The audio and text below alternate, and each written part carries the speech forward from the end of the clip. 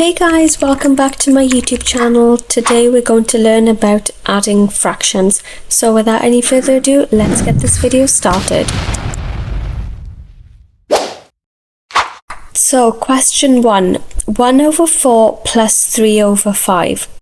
So the method that we need to know is known as cross multiply or the butterfly method. We are going to circle the two numbers which are opposite each other and multiply them. 1 multiplied by 5 gives us 5. Now we're going to write an add sign and we're going to do the same on the opposite side.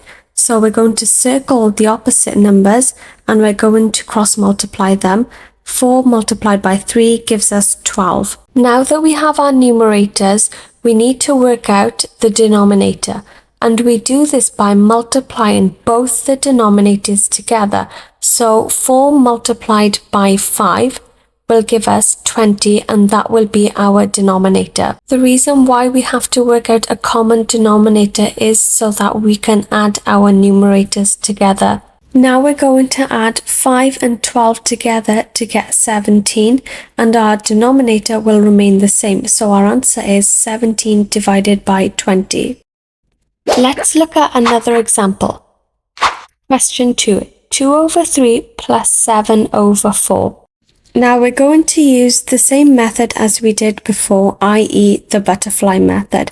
We are going to diagonally circle our numbers and multiply them together. 2 multiplied by 4 gives us an answer of 8. Now diagonally circle the remaining two numbers. 3 multiplied by 7 gives us an answer of 21. Now to work out the common denominator, we're going to multiply both the denominators together.